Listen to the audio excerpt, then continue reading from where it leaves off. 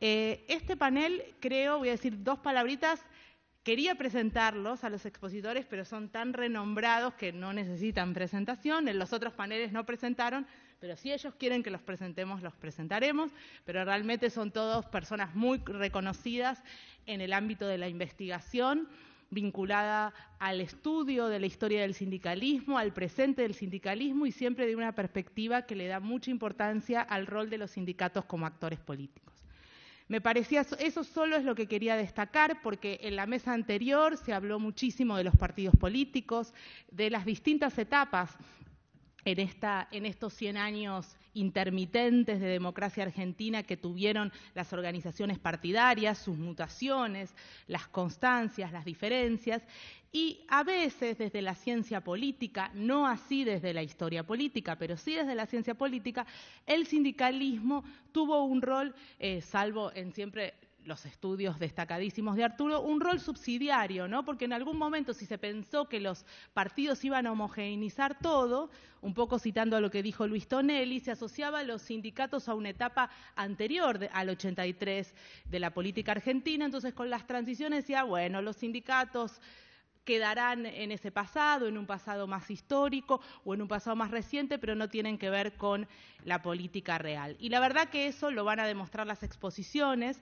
es una falacia histórica, tanto si hablamos de 150 años, como si hablamos de 80 años, como si hablamos de 30 años. Digamos, en los orígenes del movimiento obrero argentino, la relación de los sindicatos con el poder político fue central, más allá de que algunos adoptaran alineamientos partidarios y otros no, como se explicó hoy en la ponencia de Natalio Botana tan claramente, pero también en otras etapas los partidos fueron no solo lo que se denominó columnas vertebrales, en algunos momentos los sindicatos fueron los estructuradores partidarios de la política electoral. No nos olvidemos, el primer peronismo fundó un partido laborista, tomando el modelo del laborismo inglés, para participar en su primera elección. Y en la política democrática, hoy se habló del Partido Justicialista y de la renovación, y se destacó diciendo, bueno, fue el momento en que el Partido Justicialista adopta su dinámica partidaria y entonces margina a los sectores sindicales. Bueno, es muy reconocida la tesis de Levitsky de la despersonalización del PJ, pero es una tesis que en algunos aspectos estructurales es muy cierta, pero en aspectos de liderazgos políticos, de lo que va a hablar Santiago Senén González, y sindicales, no es cierto, porque grandes de los líderes de la renovación del Partido Justicialista, que se mencionó el 83, el 86 o el 87, eran sindicalistas. O sea que también habría que preguntarse por qué pasó eso si decimos que, bueno, algunos incluso fueron senadores de la Nación, como Heraldo Britos, que fue senador aquí durante muchos años, y diputados nacionales.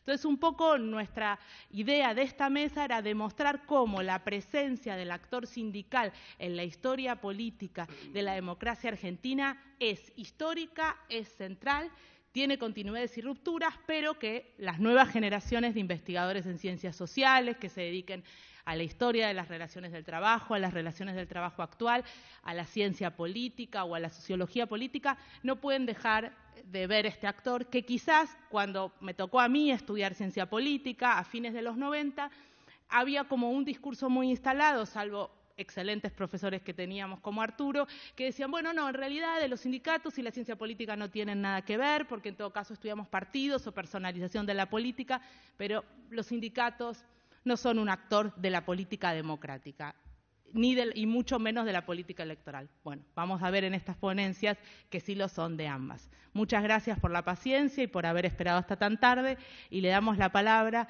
a Santiago Senén González, que se va a lucir con una bellísima exposición, que ya me adelantó, por eso me atrevo a decirlo. Más que a eso, a decir que cuando dijo una excelente mesa, dije, bueno, me tengo que ir, pero no es así, voy a quedarme un ratito. Mientras pueda, porque estamos cortos de tiempo. Yo iba a hablar de el poder sindical, pero preparé alguna cosita, no todo esto, para explicar, para dar mi posición sobre las claves del poder sindical. Tomo como referencia siempre en estas cosas a un profesor actual profesor de la Universidad de Itela, con quien tuve el gusto de trabajar hace muchos años, él era chiquito todavía, en un libro que era Ejércitos y Sindicatos, años 60. Y referencia para él tiene conceptos que enunció y que yo elaboré como desarrollo del modelo sindical argentino. Y si tenemos tiempo, también tomaremos lo que es el poder sindical. Tiene 3 puntos: el mercado del trabajo, la cohesión e integración política del mundo del trabajo y el modelo sindical prevaleciente. Es una visión a vuelo de pájaro, es del mundo sindical, y estas son pinceladas en esos puntos. Comenzamos con el primero. En la Argentina se combinó el crecimiento gradual de la población activa con una oferta de trabajo excedente de grandes magnitudes. El caso argentino fue diferente del resto de los países de América Latina. La población se concentró en áreas urbanas y semiurbanas, con niveles descendientes de natalidad y mortalidad. Tampoco existió una reserva de mano de obra rural, sino que fueron necesarias políticas estatales para la promoción de la llegada de trabajadores migrantes provenientes de otras partes del mundo. Esto explica que en la mitad del siglo XX fueran los países limítrofes los que proveyeron recursos humanos al mercado de trabajo de Argentina. El segundo punto sería la cohesión e integración política del mundo del trabajo. Desde el ascenso de Perón a la presidencia en el 46, se verificó una fuerte correlación entre el voto de los trabajadores urbanos y el voto peronista. Este rasgo dio continuidad a cierta homogeneidad al comportamiento electoral. Eso ocurrió durante décadas. Y alternancia entre periodos democráticos, hablando de política, en 4 turnos tuvo el radicalismo, escasos todos, que ustedes conocen. Y el resto están los golpes militares, 3 de ellos, 2 en principio una dictadura nefasta, que fue la última. Este rasgo de continuidad en el comportamiento electoral durante las décadas de alternancia entre periodos de democracia y de facto, esta coherencia se asimila con el perfil de los sindicatos, podía ser socialdemócratas de Alemania, Suecia, Inglaterra, con sus diferentes características, desde aquellos con 2 centrales, Italia, España, socialista, comunista, los que tienen confesionales, como el caso de Holanda, los que tienen también la inclusión de la socialdemocracia con la social cristianismo. Este fue un factor de relevancia para integrar y mantener lealtades y voluntades en torno a las figuras políticas y sindicales. Y el tercer tema de esta pincelada es el modelo sindical prevaleciente. Es un elemento que contribuyó a la cohesión y disciplinamiento de las masas de trabajadores. Es al menos curioso, pese a los contextos de persistencia a lo largo del tiempo, que pese a todos los contextos así cambiantes y amenazantes de la historia argentina, sus columnas que lo sostienen son 4. Detenta el monopolio legal la representación de los trabajadores reflejado con el otorgamiento que el Estado Nacional hace la personería gremial y habilita, entre otras gestiones, negociación colectiva al sindicato con mayor número de adherentes. El segundo es que se promueve la centralización de las organizaciones gremiales mediante la promoción de la rama de actividad. Es la única unidad de representación de los trabajadores, cualesquiera sea la calificación profesional o las empresas que los ocupan. Y otro es el perfil, el tercero, ese descentralizado de negociación colectiva que amplía el alcance de sus resoluciones a todos los trabajadores, afiliados y no afiliados.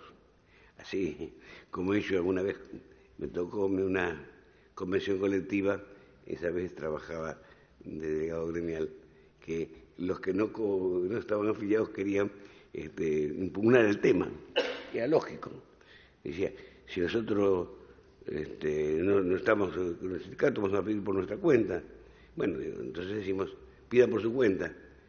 Mientras nosotros o renuncien, sale el convenio y renuncian a cobrar. Bueno, siguieron todos dentro de ese sistema. Es el tercer poder. El otro es la oferta de diversos beneficios sociales. Salud, educación, turismo. Los grandes hoteles sindicales crearon en el 50, 47, 49, 50, Córdoba, Mendoza, Bariloche, Pinamar ahora. Y ese entretenimiento, que es, cuando ustedes van por alguna ruta, ven los que son los lugares de recreos. Antes era Punta Chica, hoy son todo el resto de muchas partes del conurbano. ¿Qué se hace? A través de los servicios de envase, aportes financieros de los trabajadores, de las empresas y del Estado. Debe señalarse que estas condiciones generaron una permanencia en organizaciones de grupos dirigentes que contaron con apoyo de las más afiliados. Si bien hubo violencia, y el fraude no fue ajeno a ciertas circunstancias, pero se indica en una demostración general el consenso de la base. Sino ese vértice de dirigencia sindical que ha mantenido el periodo.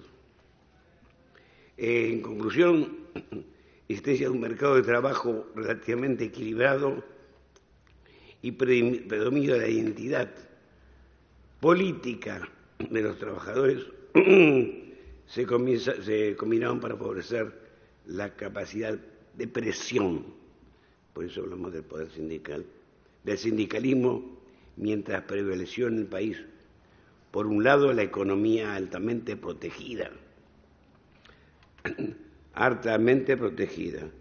con fuerte regulación estatal, y el otro, las restricciones impuestas a la plena legalidad política del movimiento peronista. Nuevos escenarios crearon en los años 80, 90, el 80 es la restauración de la democracia, a veces nos olvidamos, y es tan importante, ¿no? El 83, la democracia en Argentina, después de la dictadura. Nuevos escenarios se crearon, la implementación de la reforma del mercado modificaron luego de esto, en otro periodo, el tercer periodo peronista, la democracia se implementó reforma del mercado, modificación a la eficacia de esos factores y, en consecuencias, la fuerza de gravitación.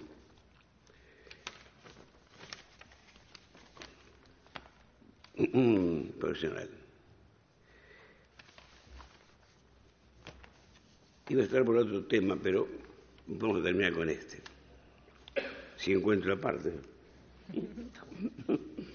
2, 3.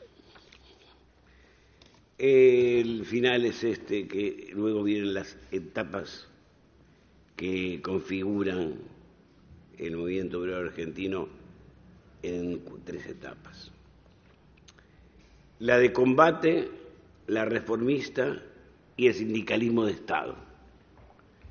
La etapa de combate digamos, entre 1860 y 1916. La reformista la tomamos, puede ser cuando comienza otro turno democrático, que es la elección por el voto popular de Hipólito Yrigoyen, hasta el 45, cuando nace el sindicalismo de Estado.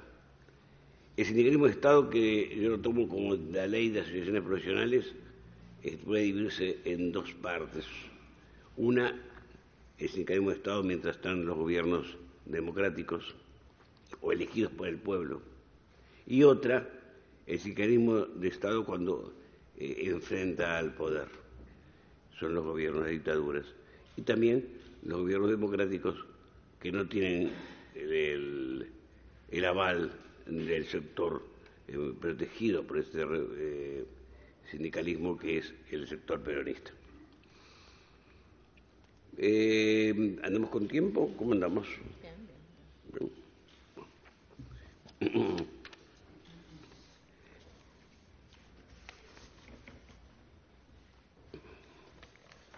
El sindicalismo de combate, para hacer en pinceladas, la impresión más importante es la actuación de los anarquistas. Su fin era la destrucción de las instituciones existentes y la emancipación del obrero de las garras del capitalismo. El sector, ahí está la creación importante en 1882, el Club Socialista de Ante, en esa época es la Federación Afora del Quinto Congreso, proclama la acción como gimnasia revolucionaria, pide la huelga general, que se pide, a veces se escucha muy seguido, la huelga general para destruir el poder político y económico de la burguesía. Luego viene el sindicalismo reformista, ya es el doctor presidente Yrigoyen. Yrigoyen, el sector que está más cercano a él era el sector que luego fue el sindicalista, pero tiene la fora muy fuerte en contra. Hay hechos luctuosos que se conocen como Bacena, con represión, o con fusilamientos como también en Patagonia. Ahí en Bacena hay que también señalar, según los estudios de esa época, que un sector de la derecha, que luego va tomando ciertos nombres, en ese momento Liga Patriótica actúa, y fueron la quema de los negocios judíos, muchos de ellos en el 11. Hubo luego también en este periodo el nacimiento de la CGT en el 30.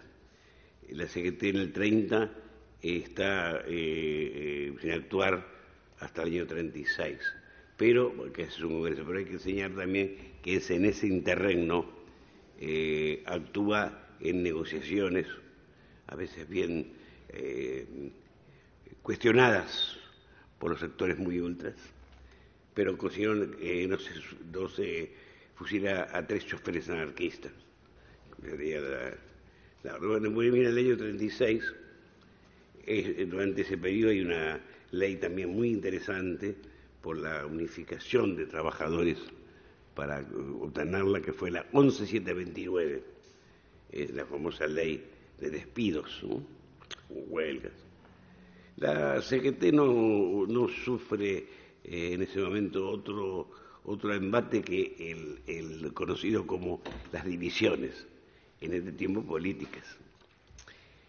Por ejemplo, ese año nacen dos conducciones, una socialista y otra comunista. Los sindicalistas quedaban fuera, que estaban en la USA, y en el puerto y en el Quinto Congreso mantienen no solamente el puerto, también los choferes, sindicalistas de choferes. Pero vamos al sindicalismo de Estado. ¿Por qué es un sindicalismo de Estado? Porque está basado en una legislación que es el del decreto 23.582/45, que se mantiene hasta nuestros días con bastantes modificaciones. que ese decreto dispone la actuación de un sindicato autorizado por el gobierno y a su amparo. Desde ese entonces que nacieron grandes organizaciones en cuanto al poderío económico y el número de afiliados se refiere. Coincidentemente con esa creación de esos momentos nace la Secretaría de Trabajo. Fue creada en noviembre del 43. Bueno, en flujo de esta legislación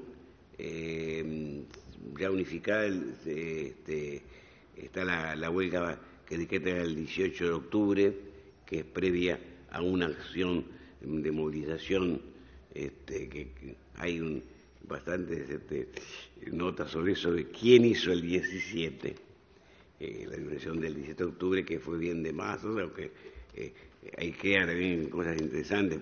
Cuando uno ha entrevistado alguna vez dirigentes que estuvieron en ella, Framini, Eleuterio Cardoso, también luego dirigente de la carne y uno de los primeros agregados obreros del gobierno peronista, que venían algunos, yo la vida, pero de todo que es lógico de un hecho tan trascendente. Que si uno quisiera hacer una hipótesis, yo la tengo, es el nacimiento del peronismo, ¿no? Esa movilización de base.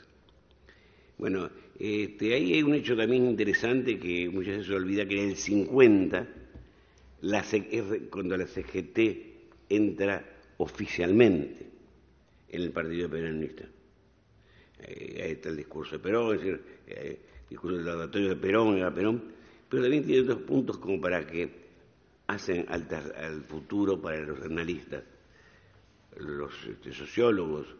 Yo tengo unos cuantos conocidos en esa materia, que es la incorporación al partido, pero también la eliminación, dice la resolución del Congreso, de los sectores comunistas. Algunos pues ampliaron a otros sectores, pero los comunistas por perturbadores. Y otro punto de ese Congreso que hace la mecánica sindical es que permite a la CGT la intervención de los gremios, igual que lo permitía el Congreso, a la CGT, al Ministerio de Trabajo, lo permite a la CGT. Bueno, en ese periodo también hubo huelgas, paros, algunos casos sin autorización de la CGT, pero sí dispuestos ilegalmente por el Ministerio de Trabajo.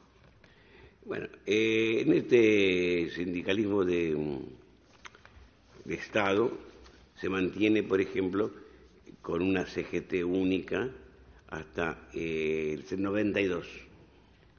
En 1992 nace otro sector sindical, que es de alternativo, con una central sindical CTA, que tiene otra conformación para armarse, no agrupa sindicatos, sino a trabajadores.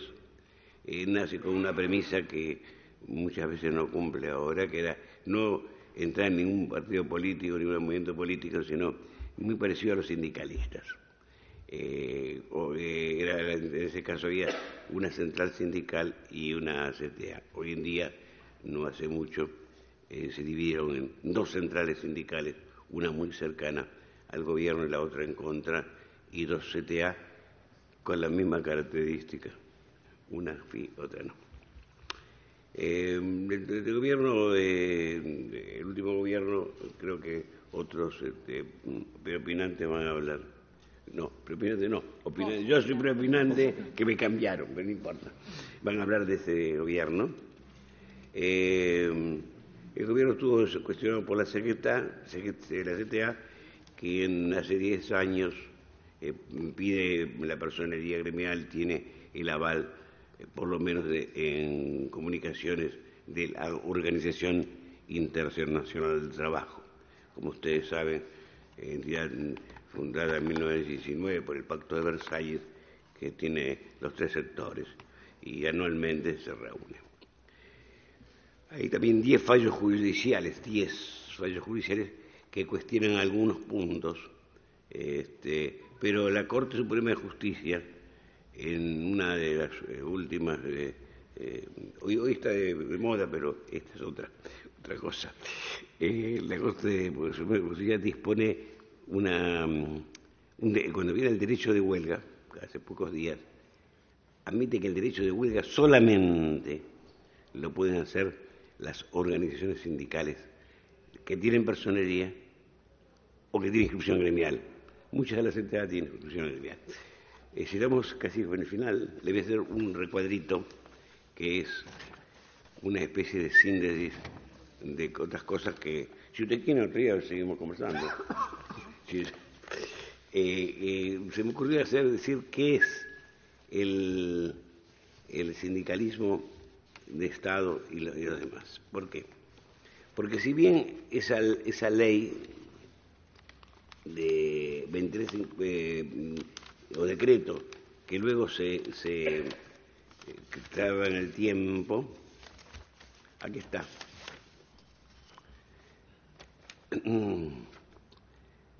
Se corta con el pacto, pero se mantiene. Viene el gobierno de la Revolución Libertadora y suspende el decreto 9270, dura 2 años nada más. Nacen algunos sindicatos ahí, los comunistas vuelven a actuar, otros sindicatos son tomados por los CSD, se cambia todo el tema.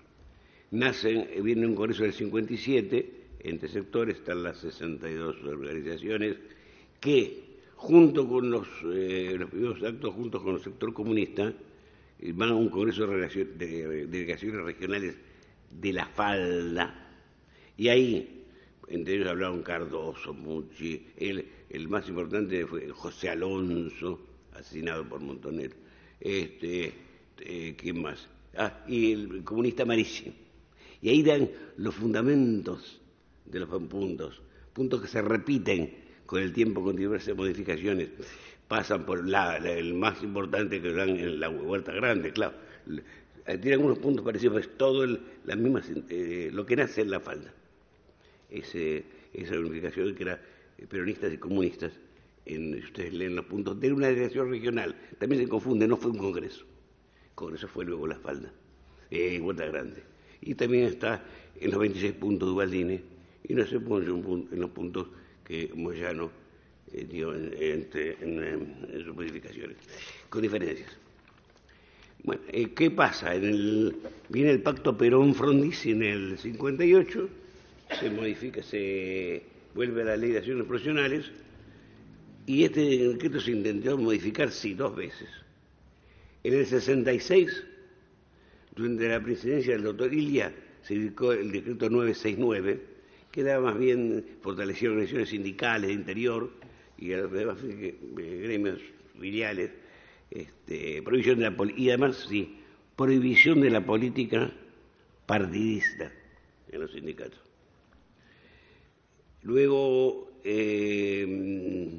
viene, no se aplica mucho. Luego en el gobierno de Alfonsín también hay un intento de modificación de la ley. Pero hay que aclarar una cosa. Ese decreto, esa ley, ese proyecto de ley, que perdió por un voto en el Senado, no cambiaba el modelo sindical. Ese proyecto intentaba lo que llamaba democratización, pero la incorporación de mayoría y minoría en los sindicatos. No decía va a haber 2 CGT o 3 sindicatos. Decía 2 sindicatos con mayoría y minoría. Estuvo a punto de tratarse. Usted nombró mío a Osvaldo Brito, que fue senador, y aquí estuvo. Ortega Cardoso fue asesor de él, dirigente gremial. Él estaba de acuerdo en ciertas modificaciones. Eso estuvo hasta la noche anterior, de acuerdo. Framini mismo, con quien yo entrevisté, publiqué, estaban de acuerdo la mayoría y minoría, pero claro, recordaron ciertas cosas, pero era posible llegar a un acuerdo. Bueno, se frustró y no está más. Después, durante los ciertos gobiernos en adelante, en la actualidad, no se habla de la modificación de esta ley de acciones profesionales imbuida en el decreto 23582. Yo dejo con personas que dan una visión mucho más rápida y quizá con más fundamentos que la mía. Muchas gracias.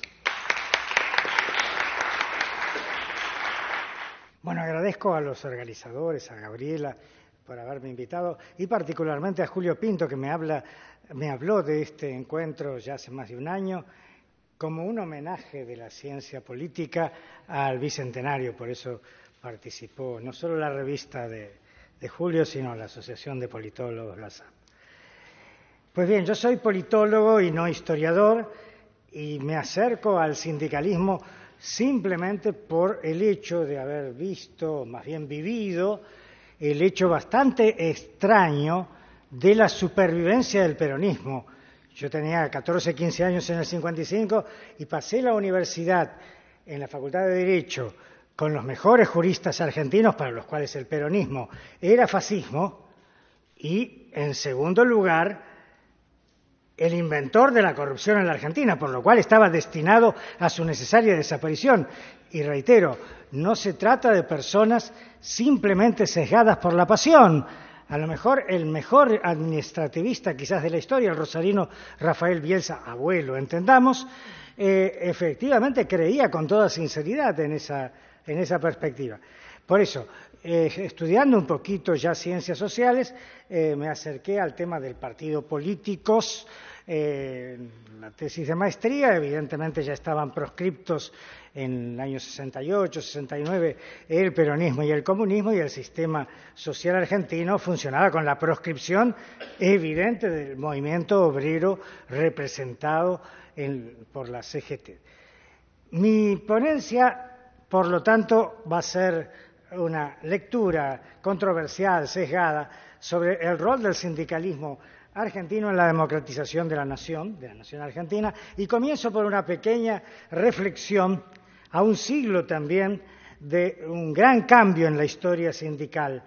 Durante el siglo XX, la Segunda Internacional, que agrupaba en ese momento, 1914, 18, partidos y sindicatos socialistas marxistas, no pudo, no supo o no quiso evitar o intentar al menos evitar que los trabajadores murieran durante la trágica Primera Guerra Mundial. Sin embargo, su negociación con las principales burguesías nacionales, alemana, francesa, inglesa, una negociación que luego se va a extender a los Estados Unidos, Australia, todos los países desarrollados por una fuerte industrialización en la etapa fordista de la misma.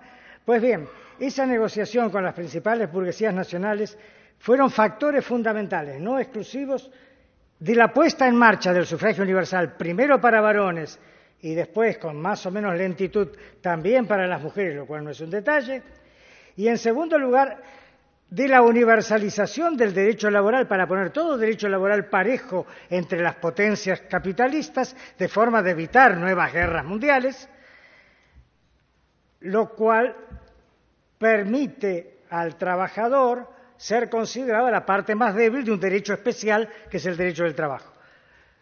Esto lleva gradualmente, y sobre todo después de la Segunda Guerra Mundial, que no pudo ser evitada por nadie ya, a la conformación de estados de bienestar, sobre todo en los países desarrollados, y afirmo que solo en el marco de esos estados de bienestar la democracia respetó los derechos sociales esenciales, dejan de ser una formalidad institucional, y la democracia es algo más que votar, es algo más que elegir partidos políticos, pasa a ser un nivel de vida satisfactorio con, en esos 30 países industriales, menos de 10% de pobres, quizás en materia de indigencia 1 o 2%. La Argentina, país capitalista dependiente, en la periferia del capitalismo, con la formación de un sector industrial que se desarrolló de forma lenta y subordinado a los intereses de los sectores terratenientes y comerciales exportadores, pues bien, esta impronta económica hace un capitalismo, por cierto, periférico, en donde la relación capital-trabajo tiene ciertas particularidades distintas a la relación capital-trabajo en los países centrales. En segundo lugar, la relación capital-trabajo ha cambiado en un siglo y va a seguir cambiando, Lo que pasa es que sigue siendo esencial para la vida de la mayoría de los seres humanos, por más que todo esto puede transformarse en lo que va del siglo XXI sin saber muy bien hacia dónde. Yo tomo ahora 3 etapas brevemente, para no excederme del tiempo, en la historia del sindicalismo argentino que planteó muy bien Santiago. La primera etapa abarca la de industrialización limitada y predominio del sindicalismo revolucionario anarquista hasta 1919, y la segunda, el predominio del sindicalismo socialista, reformista, hasta 1943. En esta primera etapa, después viene la etapa del sindicalismo predominantemente peronista, y yo agrego una tercera etapa, el sindicalismo frente al neoliberalismo después de 1990, no después de 1976, lo cual naturalmente es discutible. En fin, en la primera etapa, no existiendo un ordenamiento legal que satisficiese las expectativas de los obreros en materia de legislación laboral y participación política, los sindicatos se organizaron como una amenaza para el sistema social y político y fueron combatidos y en general actuaron en una semiclandestinidad. Lo que yo afirmo es que respecto a la democratización, que es el eje de esta exposición, si bien la Unión Cívica Radical había luchado desde 1990 por la obtención de elecciones limpias y una cierta democratización social bajo la conducción de Irigoyen, y sin sus luchas violentas y pacíficas no hubiera sido posible la ley Sáenz-Peña, yo sostengo que sin las sacrificadas luchas, a veces heroicas luchas sobre todo de anarquistas y socialistas, es posible que no hubiera habido una democracia política en la Argentina tan temprana, era muy temprano para el mundo capitalista, elecciones con sufragio universal de varones en 1912. Esto se hizo en parte por la capacidad negociadora de los conservadores que creyeron que iban a seguir ganando las elecciones a través de un sistema más o menos armado en la mayoría de las provincias. Pero efectivamente a quien le tenían verdadero temor era al sector obrero organizado, a un minoritario que planteaba de manera progresiva como los socialistas o de manera radical como los anarquistas y luego los comunistas, la destrucción del capitalismo.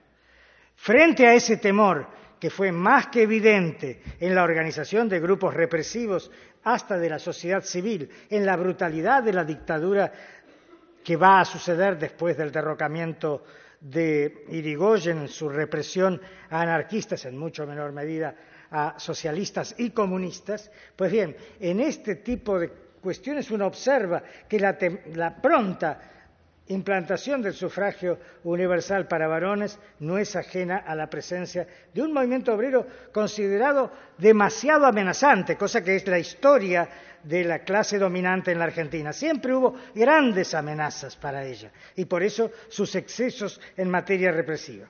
La crisis económica mundial del 30 cambia la estructura argentina, aparece la sustitución por importaciones y una industrialización acelerada que va generando un nuevo movimiento obrero del cual surge el peronismo. Señalo sobre la Confederación General del Trabajo.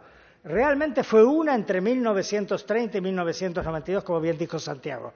Lo que pasa que esta unidad no implicó unanimidad, hubo siempre divisiones. El Partido Comunista era el que más dividido estaba e iba creciendo en los años 30, pero nunca formó una CGT paralela como hiciera en Francia o en Italia o en España. Por eso la CGT fue un hito unitario que se mantuvo antes y después del peronismo. Tiene sus ventajas la unidad sindical, si uno ve la historia de los grandes sindicatos con proyección política son los países escandinavos, son Alemania donde hay una sola central sindical, sin embargo hay sindicalismo plural en Bélgica y hay una fuerza sindical hoy quizás mayor que en otras partes de Europa. Por lo cual, efectivamente, la unidad de la CGT tuvo aspectos contradictorios, contribuyó en cierto modo a la unidad del movimiento obrero y en un país con una clase dominante dispuesta a no dar ningún tipo de negociación social en serio. Nunca la unidad del movimiento obrero es una defensa. Una defensa que naturalmente se debilita en la medida que se vaya fragmentando. Un grupo que es socialmente débil, no es un factor de poder. Si no, estaríamos en Suecia, donde un sindicalismo fuerte con un partido socialdemócrata hizo el estado de bienestar que conocemos. Pero nosotros no nos parecemos tanto a Suecia, nos parecemos a Australia y Nueva Zelanda, donde partidos socialdemócratas, laboristas, sumamente moderados como los ingleses, hicieron estados que ojalá tuviéramos en la Argentina. Y naturalmente burguesías capaces de repartir algo, no precisamente como la clase dominante argentina. Respecto a la segunda etapa, no voy a hacer la historia muy compleja del sindicalismo predominantemente peronista, pero efectivamente, sin el protagonismo obrero y popular que significó la génesis del Partido Laborista, Perón no hubiera existido ni en octubre del 45 ni en febrero del 46. Se hubiera diluido como un intento reformista. Hubo varios en América Latina que se diluyeron, sea el de Gaitán en Colombia, que lo mataron, o el de los coroneles y demás factores civiles en Guatemala, que fueron primero derrocados por un golpe pro-norteamericano. Por eso, efectivamente, era muy difícil hacer reformas sociales en el siglo XX en América Latina y aún en el país entonces más desarrollado, la Argentina. Por lo cual se tuvo que hacer desde arriba y a través de un accidente, el golpe del 43, no podía ser demasiado aceptable, y yo felizmente no fui a la universidad peronista entre el 45 y el 55, si no sería imposible hablar de esta manera.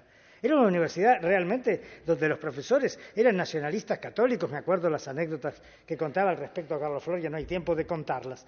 Y efectivamente en ese mundo tan contradictorio, lo que surge es lo que Alperín Dongui, el principal historiador de la segunda mitad del siglo XX, la primera para Romero Padre, la segunda para Tulio Alperín Dongui, pues él afirma con cierta razón que hubo una revolución social en la Argentina. En todo caso hubo un cambio en la dominación que simplemente conociendo un poco de América Latina uno lo nota en el trato a los sirvientes. E incluso la eliminación creciente de la palabra sirviente en Argentina tiene que ver con este cambio.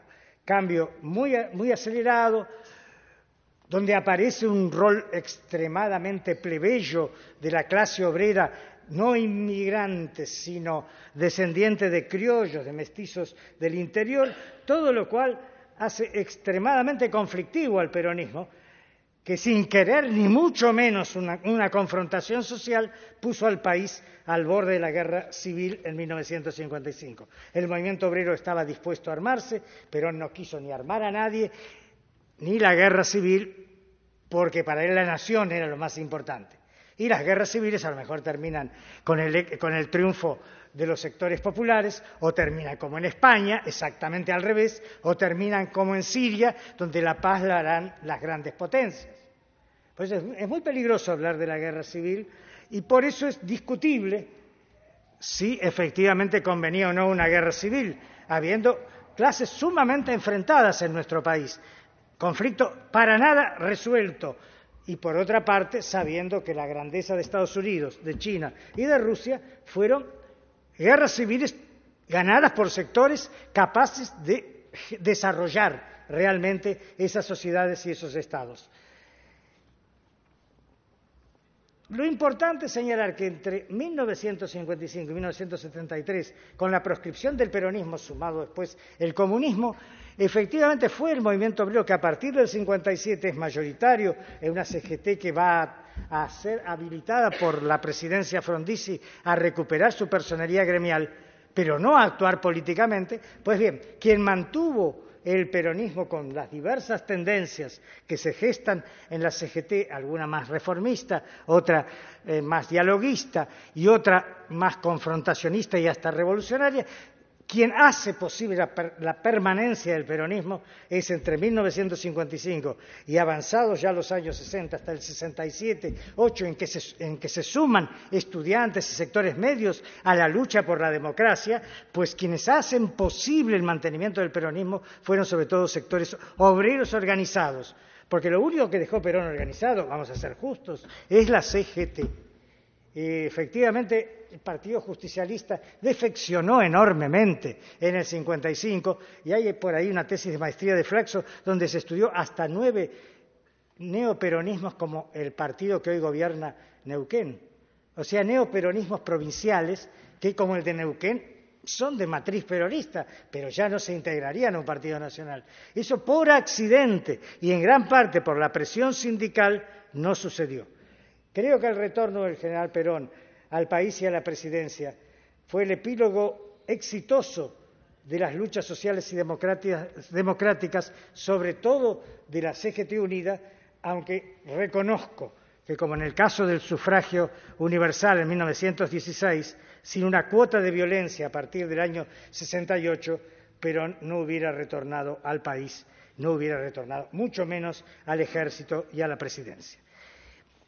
En un país que proscribió, de hecho, al presidente Alvear, que francamente de confrontar con sus sectores amigos y familiares no tenía nada, no era raro que un reformista social equivalente a un socialdemócrata fuera proscripto de la manera que fue proscripto el general Perón y con él la proscripción del movimiento obrero que hacía imposible gobernar una economía que era keynesiana todavía. Estamos en un periodo en que no había todavía el libre juego total del mercado. ¡Ojo! En síntesis, el sindicalismo consiguió mantener el régimen de bienestar creado en la Argentina por el peronismo hasta 1976, pese a las divisiones, el principio de defección por corrupción de muchos sindicalistas. Es un mérito enorme, estando proscripto, mantener el nivel de vida que había hasta el 76 en la Argentina, y que nada tiene que ver con la vergüenza que vivimos, por lo menos los de mi generación, con vaya a saber cuántos marginales, 25, 30% de pobres, poco importa, es una cifra abrumadora, el triple probablemente de lo que había en 1976. Por eso la CGT fue intervenida en el 76 y se trató de una buena vez de suprimir para siempre la subversión, que tenía diversos aspectos, y la corrupción. Todos los sindicalistas y peronistas eran corruptos y pasaron algunos meses, algunos días, algunos sindicalistas dijeron que hasta los trataron bien, pero en fin, todos pasaron un poquito por la prisión para ver si de una buena vez no se acababa este mal. La práctica social y política de una mitad aproximada, digamos un 40%, del sector llamado los 25 en la CGT, que todavía estaba prohibida como denominación, permite la recomposición de la CGT con la liberación de Lorenzo Miguel, que habrá negociado su liberación, pero a cambio de que lo dejaran un poco hacer algo como para evitar el comunismo, cosa que temían realmente los militares en plena Guerra Fría, y también Estados Unidos que los formaba. Entonces, efectivamente, frente a estas cosas contradictorias, me da la impresión que los 25 salvan a la CGT de su total desprestigio, contribuyen a una resistencia temprana masiva contra una dictadura que no era precisamente benigna y, en cierto modo, rechazan a partir de 1980 el proyecto de democracia limitada, por ejemplo, que los sindicatos no hagan más política, que era el proyecto de la ley sindical que dictó el gobierno del genocida Videla.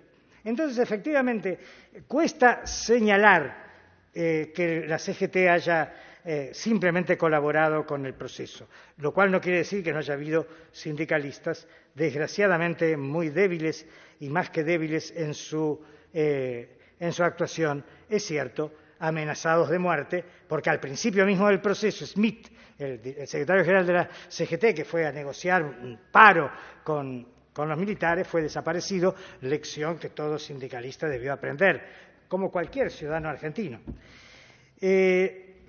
Hubo un debilitamiento político y sindical por esta historia tortuosa. No me voy efectivamente a extender. El peso político de los sindicalistas peronistas y el vacío de liderazgo que dejó la muerte de Perón debido a las insuficiencias de su sucesora Isabel Perón, curiosamente condujeron al avance del poder sindical, al liderazgo del justicialismo para las elecciones de 1983 consecutivas a la terrible derrota de las Malvinas, y efectivamente el peronismo del 83, entre otras cosas, perdió por la mala imagen que ya tenían los sindicalistas, en parte por cosas que hicieron, no hicieron, por las corruptelas, por la corrupción. Algunos casos eran escandalosos, en esa época Rogelio Coria, después se sumarán otros bastante tristes, pero en fin, el triunfo de la Unión Cívica Radical dirigida por Alfonsín demostró la imposibilidad de un peronismo liderado por sindicalistas. Sin embargo, el apoyo incondicional de ese sindicalismo que pasó a ser liderado por Saúl Ubaldini, puesto por Lorenzo Miguel, es decir, por la UOM, Ubaldini era un pequeño sindicato, a la estabilidad democrática, sobre todo cuando los golpes de Semana Santa, los diversos motines militares, y pese a que había sectores de la Iglesia y sectores militares que incitaban al derrocamiento puro y llano de Alfonsín, pues bien, el apoyo incondicional de la CGT a la estabilidad democrática hay que subrayarlo, no todos lo comparten. En segundo lugar, durante ese proceso de demanda de cambios sociales y económicos al gobierno de Alfonsín, que a partir de los 2 primeros años de Greenspoon comenzó a aplicar ligeramente, modestamente, algunas políticas propias ya de la época neoliberales, pues bien, eso permitió el renacimiento del sindicalismo. No hubiera habido renovación política con Cafiero a la cabeza sin la movilización social en las calles de la CGT, prácticamente de la ley sindical a la cual hacía referencia Santiago, esa ley sindical democratizante, pero que para la CGT era una agresión radical que creía realmente en los 100 años de gobierno radical. Ese era el discurso inicial del presidente Alfonsín. Los peronistas eran vistos un poco como autoritarios, más o menos autoritarios. Autoritarios dependía de qué radical se tratase. En fin, superado este tema, efectivamente Cafiero tuvo gran distancia con los sindicalistas que no daban votos. Los puso en segundo plano, tercero, y los sindicalistas apoyaron en la única interna de la historia del PJ a Carlos Menem, que con mucha viveza se ganó el apoyo del sindicalismo, y contra el aparato partidario, pues ganó el riojano. En ese momento hubo opiniones, se temía que Menem repitiese aspectos fascistoides del peronismo, no precisamente se pensaba en un Menem neoliberal. Hubo tensiones, se pensó en una división del peronismo entre un peronismo democrático y un peronismo retardatario, etcétera. No sucedió y efectivamente así gana Menem fácilmente el gobierno. Y comienza una etapa distinta, que es las resistencias de las políticas y de las prácticas sindicales a la embestida neoliberal y cierta degradación de la democracia. En 1990 hay un engaño muy grande por el presidente Menem. Sube explícitamente con el programa peronista de justicia social, pero casi antes de asumir directamente hace una alianza con el tercer partido neoliberal, desde toda la historia muy temprana de neoliberalismo en la Argentina, encabezada por el ingeniero Alzogaray. Pues bien, ese tipo de traiciones a la democracia no hacen bien. La gente no tiene por qué creer en dirigentes que después hacen otras cosas, y eso pasa en el mundo entero, y creo que contribuye a la decadencia de los partidos, que bien explicó hoy los que estaban antes Moray Araujo. Es un tema que está cambiando la democracia en el mundo. Pues bien, también contra el gobierno de Menem hay una resistencia importante de los sectores sindicales. Primero se divide la CGT por primera vez en la historia y se forma la CTA, que no deja de ser una agrupación sindical con 2 fuertes sindicatos estatales, ATE y los maestros, y los maestros y hoy los profesores, bueno, una parte, digamos, de empleados estatales, somos nosotros, maestros y no maestros, y en segundo lugar, con gran apertura a los movimientos sociales. Como se pueden afiliar individuos, la CTA ha afiliado una gran cantidad de individuos organizados en movimientos sociales, cosa importante en la historia del sindicalismo. La CGT apoyó al principio a Menem y a partir de 1994-95, yo diría después de la reelección de Menem, frente al empeoramiento evidente de la situación social, un sector de la CGT que no había sido el más desfavorecido. Los transportes, francamente, se habían favorecido, camioneros prácticamente, había sido favorecido por el modelo neoliberal. Camioneros pasó a sustituir a la UOM como el sindicato más importante justamente porque se desindustrializó el país y la UOM pasó de tener 250.000, creo, a 150.000. Se dividió por dos la cantidad de afiliados de la UOM y Camioneros pasó a ocupar todo lo que sea transportes y afines con una política expansiva muy hábil, con lo cual Moyano se transforma en parte de la CGT que confronta bastante abiertamente con Menem y sobre todo con el presidente de la Rúa ante la profundización de las políticas neoliberales y los desfasajes que va, para ser extremadamente conservador con las palabras, va generando en el país. Ahora bien, una vez más, creo que se rescata el peronismo, por ejemplo, con un pensamiento de inclusión social y de justicia social gracias a Moyano. Más aún, Moyano genera un centro de estudios donde se hace un plan económico que en cierto modo va a apoyar, no tomado tal cual, no con los mismos redactores, el gobierno sobre todo de Cristina Fernández, más que el de Néstor Kirchner. Y efectivamente este programa económico heterodoxo que podía tener algo que ver con ideas de renovación del capitalismo, sobre todo después de la crisis mundial de 2008, había sido pensado en la CGT. Curiosamente, ni la CGT lo reclamó nunca como propio, ni el gobierno de Néstor ni de Cristina jamás se refirieron a esta obra de la CGT. Insisto, décadas y décadas de decir sindicalista igual corrupto ha efectivamente sido internalizado por la mayoría inmensa de la clase media y hasta de trabajadores comunes y corrientes. Basta hablar con peones de taxi. No hablemos de los representados por Viviani. Viviani no ayuda para nada, pero no ayuda para nada. Hay que reconocerlo. Pero efectivamente toda esta historia es curiosa, como lo fue desde el comienzo el peronismo. Sin el moyanismo, la CGT hubiera terminado siendo parte del esquema neoliberal, como son los sindicatos socialdemócratas en el mundo, y no es ningún insulto.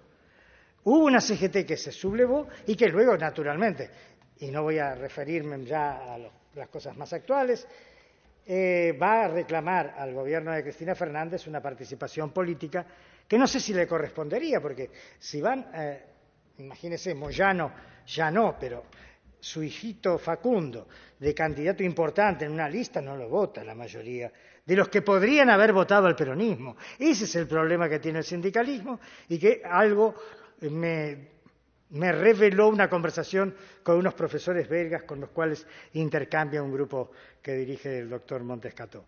Efectivamente, estos profesores belgas dicen, no sé si con cierto optimismo intelectual, que la sociedad belga, que tiene un 80% de sindicalización, reconoce que los sindicatos belgas han creado el estado de bienestar que, recortado después de 1980, subsiste en Bélgica más que en Francia, mucho más que en España y en Italia. Pues bien, el reconocimiento de los sindicatos por lo que hicieran por el estado de bienestar en la Argentina es escaso, porque en realidad el estado de bienestar discreto de la primera etapa del peronismo lo hizo el general Perón, lo hizo Eva, pero a los sindicalistas nunca se los reconoció como tales, quizás por falta de liderazgos.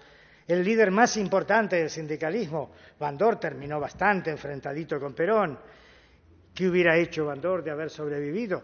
Seguramente lo que hicieron todos los sindicalistas, ir oscilando en negociaciones que efectivamente no son lo más apreciada por los sectores más progresistas de la sociedad, y de ahí la aparición de la CTA. Insisto, para terminar, que es imposible entender algún avance de la democracia, siempre limitado en la Argentina, si hablamos de democracia como algo más que democracia política, que ya es un gran avance, ojalá que la democracia política que hoy existe en más de 170 países permanezca. No es lo mismo la democracia política que los militares gobernando en Tailandia. No es lo mismo un partido único que por lo menos la competencia entre varios. Pero, en fin, si es eso solo para estar con pobreza creciente desde 1980, con marginación creciente, pues bien, esto no tiene buen destino. Para que un hombre de origen conservador, formado en la Iglesia preconciliar, que luego aceptó convivir con el proceso, el jesuita Bergoglio, esté hablando del mal derrotero del capitalismo mundial, de lo mal que andan los capitalismos en todo el mundo, habla de que no está muy bien el mundo en cuanto a estructuras sociales cada vez más desiguales, con cada vez gente más rica, pero escandalosamente rica, con hoteles 7 estrellas, con países como Qatar, que aspira a sustituir el petróleo por la industria del lujo. Efectivamente es una aspiración, la de los jeques, muy interesante para ellos, porque son jeques, pero efectivamente piensan atraer a todos los más ricos multimillonarios del mundo que desean ir a los mejores lugares del mundo en materia de lujos sofisticadísimos para pasar sus vacaciones carísimas y mantener a Qatar cuando se acabe el petróleo. Lo mismo Emiratos Árabes. Pues bien, este tipo de cosas no son normales. Esto no termina fácilmente bien.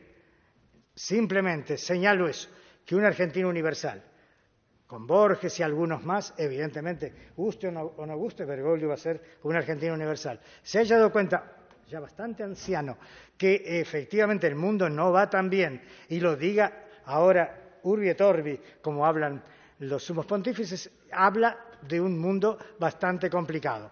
No es ajeno Bergoglio al fenómeno peronista, es curioso, pero es así. Si efectivamente Borges no entendió el peronismo, Bergoglio es un producto del peronismo, y estoy hablando de los argentinos que ya van a quedar en la historia universal por razones muy distintas. Bueno, los dejo con esto porque tiene que hablar Sebastián. Pensaba recién cuando hablabas, Arturo, ¿no? de la dictadura militar y la desaparición de Oscar Smith, ¿no?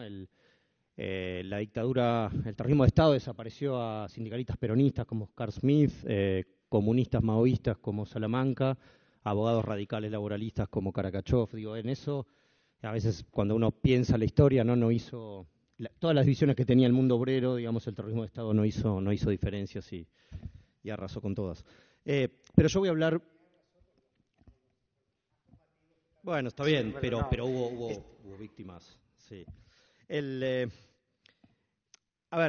Yo no lo que quería hoy era hablar no voy a hablar exactamente sobre sindicalismo, quizás por una razón que, no sé, digamos, yo participé, digamos, en la gestión en los últimos años, en el equipo de Carlos Tomada, y estuve medio metido en ese mundo en los últimos años, digamos, y entonces, ahora que volví más a la investigación, quería dar alguna perspectiva menos coyuntural e intentar pensar estas problemáticas más en una perspectiva, si quieren, un poco más histórica o de largo plazo. Por ahí esa es la interpretación que le busco. Entonces, lo que quería hoy, y aprovechando el leitmotiv general, ¿no?, que es hablar del Bicentenario, tratar de salir un poco de la foto de agosto de 2016, o esta coyuntura, esta relación de este tipo de gobierno con el sindicalismo, etcétera, y pensar en la cuestión de la igualdad y la relación del sindicalismo, ¿no?, con la cuestión de la igualdad en la sociedad y particularmente en la Argentina, ¿no? Y ahí me gustaría, digamos, pensar primero dónde estamos para hablar de eso, ¿no? ¿Dónde estamos hoy para hablar de igualdad social y de sindicalismo? Porque ahí yo creo que la Argentina está, y esto lo digo más allá de la coyuntura actual, está en condiciones de dar hoy un debate de la igualdad que no estaba en condiciones de dar hace un tiempo, ¿no? Un debate sobre la igualdad, sobre el tipo de sociedad que queremos. También tiene que dar otro debate, me dirá algún economista sienta acá y me dice, por ahí tiene que dar un debate del desarrollo, ¿no? Un debate, digamos, qué vamos a hacer con la industria en Tierra del Fuego, cuál es el tipo de cambio óptimo, etcétera, ¿no? no niego que eso esté, digamos, que sea un debate, pero también creo que hay otro debate que la Argentina está en condiciones de dar y que me gustaría hablarles de los dilemas de ese debate a futuro, ¿no?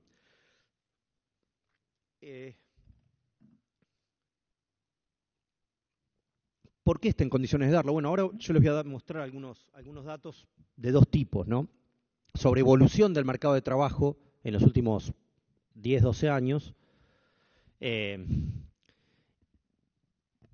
y sobre la construcción institucional de los últimos 10, 12 años, que uno podría llamar la reconfiguración del estado de bienestar, que ha ocurrido en la Argentina y cuál es el presente de eso y hablar de los dilemas de igualdad en ese contexto, ¿no? Si vamos al mercado de trabajo, ¿no? Si vemos, y acá me parece que se complementa bien con lo que decía Santiago al principio de la exposición, ¿no? Santiago hablaba, citando a Juan Carlos Torre, de lo que había sido el mercado de trabajo tradicional de la Argentina de la ICI, ¿no? Basado en el pleno empleo, basado, digamos, en la ausencia de lo que es, digamos, la literatura sociológica llamada ejército de reserva, a diferencia de lo que podía ser un mercado de trabajo con esa, digamos, infusión de trabajadores rurales constante, como puede ser México, Chile o Brasil, ¿no? Argentina era en ese sentido un diferencial en América Latina. Pero después viene ¿qué? Después viene el neoliberalismo, para decirlo rápido, con su saga, digamos, de informalización y desestructuración de ese mundo, por decirlo de alguna manera, estadocéntrico. Y después viene lo que pasó en los últimos años, ¿no? ¿Qué pasó con ese mercado de trabajo que creó el peronismo, como decía Santiago, que se desestructuró durante el neoliberalismo y que después ¿qué pasó? Y no pasó, digamos, no volvió a ninguno de los lugares, ni volvió al viejo mercado de trabajo del pleno empleo de la ICI, pero tampoco quedó como el mercado de trabajo desestructurado al que llegamos a fines de los 2000, ¿no?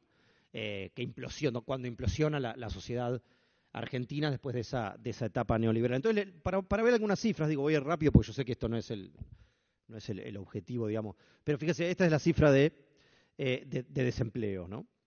Digo, el pico en esta desestructuración que hablábamos, el pico es 24,3 en el 2002 y llegamos a un 6,6, podía ser un punto más. Digo, y acá quiero aclarar algo porque voy a mostrar cifras.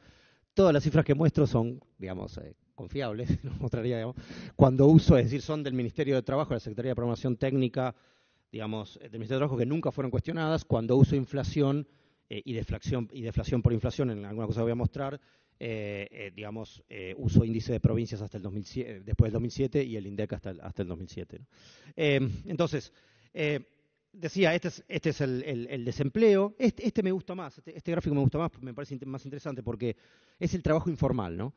El trabajo informal es menos cíclico, es menos directamente elástico, digamos, a la volatilidad macroeconómica, digamos, como puede ser el desempleo u otros datos, ¿no? Y me parece que este gráfico es muy ilustrativo se llama Evolución de la tasa de empleo no registrado. Es una serie armonizada que hicimos en el Ministerio de Trabajo desde 1980 para acá, cuando empiezan las primeras EPH. Lo que hicimos fue armonizar la vieja EPH con la nueva. Digo, se llama evolución de tasa de empleo no registrados, también se podía llamar desestructuración de la ICI. Este gráfico me parece muy elocuente, ¿no? Fíjense cómo empieza a subir después de 1980, digamos. Y esto, insisto, más allá de la macro, del tipo de cambio, digo, el trabajo no registrado sube después de 1980, baja, fíjense cuándo baja, los picos para abajo, 1989, 1995, es decir, la hiper y el tequila. ¿Por qué? Se da un fenómeno extraño. Ahí el trabajo no registrado es muy elástico al desempleo en las crisis. Entonces, cuando hay una crisis muy fuerte, los trabajos no registrados pasan rápido al desempleo, con lo cual la torta del trabajo no registrado, digamos, baja, ¿se entiende? Digamos, porque entre los empleados, al ir muchos trabajadores no registrados al desempleo, el, digamos, porcentaje de trabajadores estrictamente no registrados baja, ¿no?, en el total de empleados. Pero el punto es que del 80 al 2003 tenemos trabajo informal que sube, una matriz económica donde el trabajo informal sube sin parar y empieza a bajar de nuevo en el 2003-2004. Ahora, fíjense lo interesante acá, ¿no? Que es, digamos, ¿dónde estamos en 2014? En un 33%.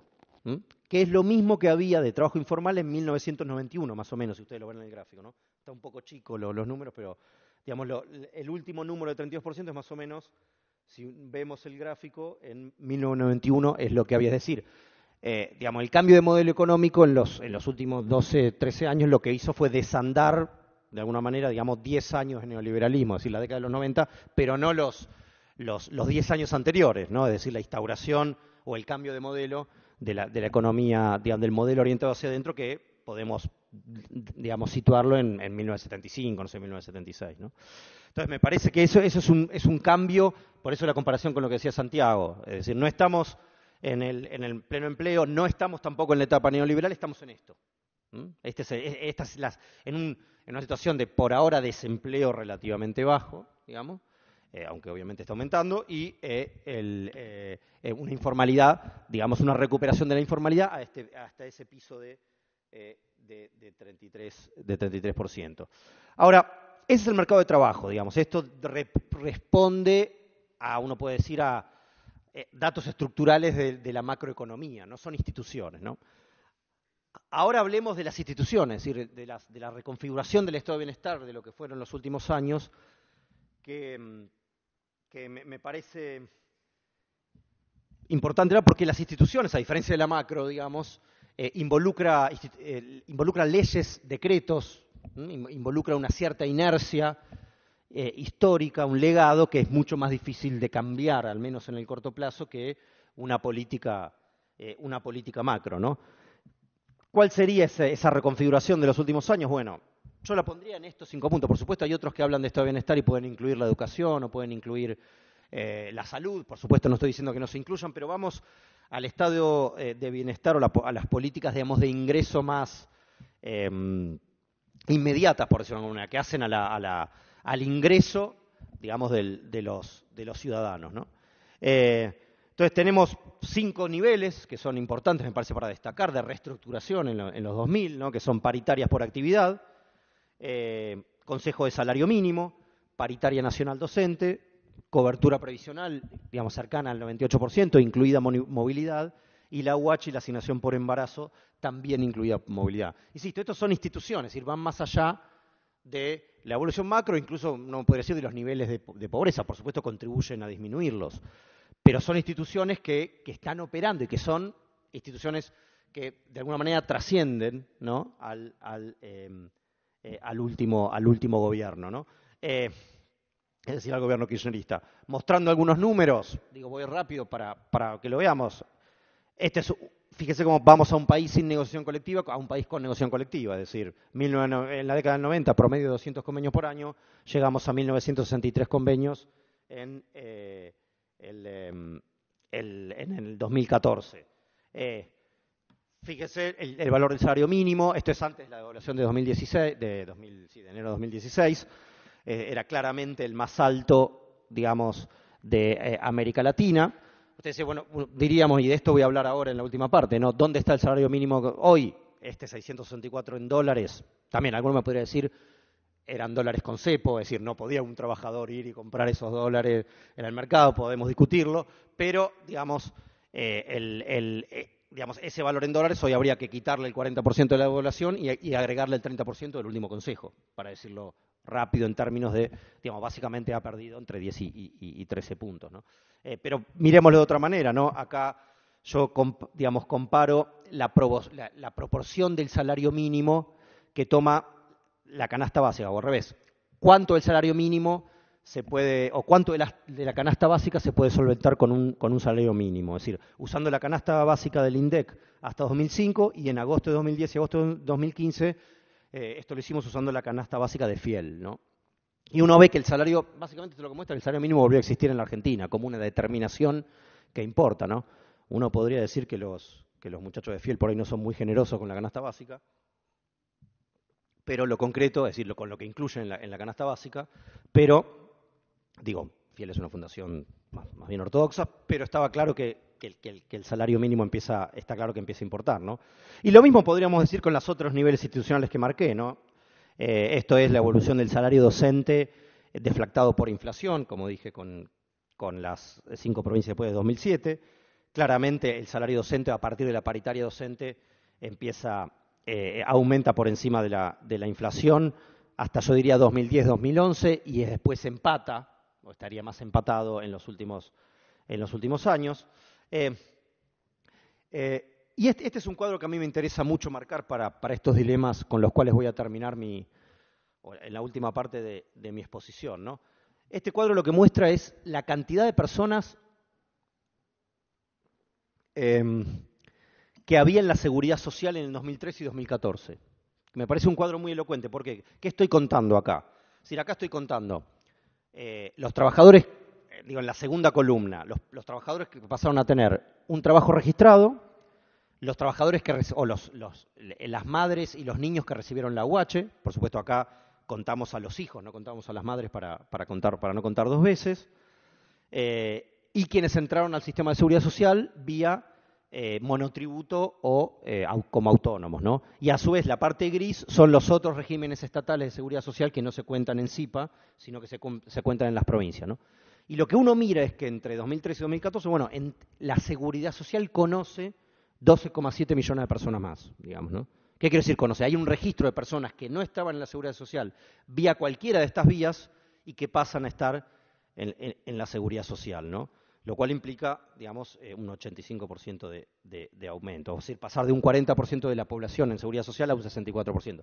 Por supuesto, en ese 36% o 35% que no está, también puede haber, no sé, un hijo, digamos, de clase media acomodada que no estudia, ¿no? Cuyo padre tiene trabajo, pero que estudia, digamos, y no está en el mercado de trabajo. Es decir, ese sería el resto, ese 34%. Entonces, ¿qué quiero decir con esto? Bueno, yo creo que se puede discutir el origen de esta reestructuración del estado de bienestar, y acá entraría un poco más la visión política de cada uno, ¿no? Algunos dirán que fue el viento de cola, o sea, digamos que fue algo propio, digamos, de un periodo latinoamericano donde hubo más ingresos, digamos, mejores ingresos del comercio exterior, las arcas presupuestarias estuvieron más llenas, etcétera, digamos, ¿no? Ahí uno podría debatir ya como hacemos los politólogos, bueno, pero hubo otros países que también tuvieron mayores ingresos por exportaciones de recursos naturales, como puede ser la soja en la Argentina o la minería en Perú, pero sin embargo Perú no tuvo una reconfiguración del estado de bienestar como tuvieron Argentina, digo, yo que sé, o Brasil. En fin, son debates más de política comparada, ¿no? Como decimos los politólogos.